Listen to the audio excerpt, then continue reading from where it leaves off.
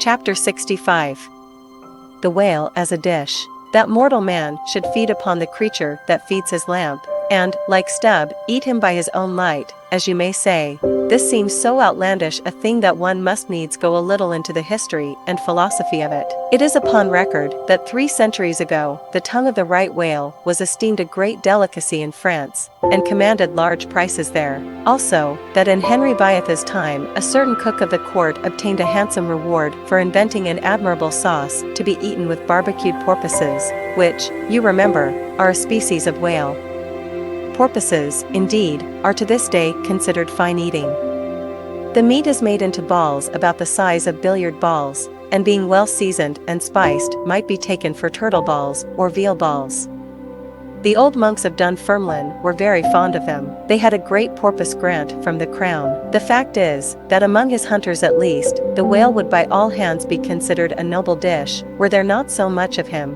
But when you come to sit down before a meat pie nearly 100 feet long, it takes away your appetite. Only the most unprejudiced of men like Stubb nowadays partake of cooked whales, but the Eskimo are not so fastidious. We all know how they live upon whales, and have rare old vintages of prime old train oil. Zagranda, one of their most famous doctors, recommends strips of blubber for infants, as being exceedingly juicy and nourishing. And this reminds me that certain Englishmen, who long ago were accidentally left in Greenland by a whaling vessel, that these men actually lived for several months on the moldy scraps of whales which had been left ashore after trying out the blubber. Among the Dutch whalemen these scraps are called fritters, which, indeed, they greatly resemble, being brown and crisp, and smelling something like old Amsterdam housewives' donuts or olie cooks when fresh.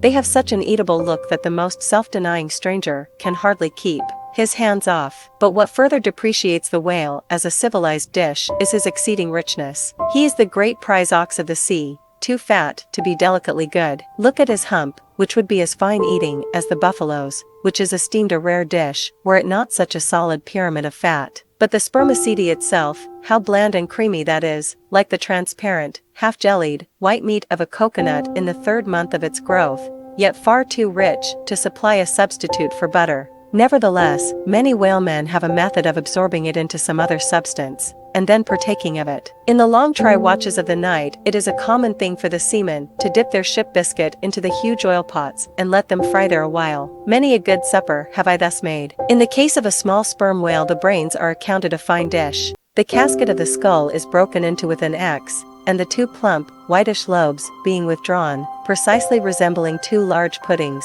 They are then mixed with flour, and cooked into a most delectable mess, in flavor somewhat resembling calf's head, which is quite a dish among some epicures, and every one knows that some young bucks among the epicures, by continually dining upon calf's brains, by and by get to have a little brains of their own, so as to be able to tell a calf's head from their own heads, which, indeed, requires uncommon discrimination. And that is the reason why a young buck with an intelligent-looking calf's head before him is somehow one of the saddest sights you can see.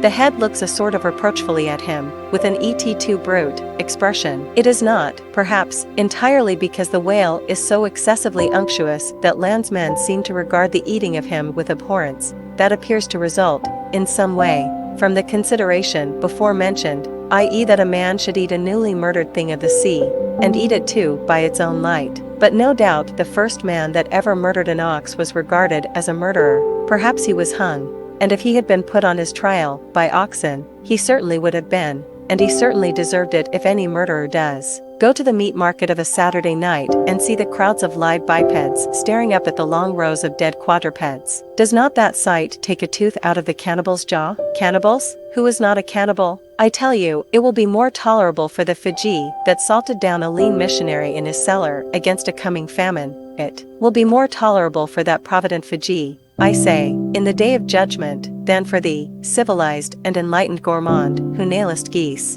to the ground and feastest on their bloated livers in thy pâté de foie gras. But Stubb, he eats the whale by its own light, does he? And that is adding insult to injury, is it? Look at your knife handle. There, my civilized and enlightened gourmand dining off that roast beef. What is that handle made of? What but the bones of the brother of the very ox you are eating? And what do you pick your teeth with, after devouring that fat goose? With a feather of the same fell, And with what quill did the Secretary of the Society for the Suppression of Cruelty to Ganders formally indict his circulars? It is only within the last month or two that society passed a resolution to patronize nothing but steel pens.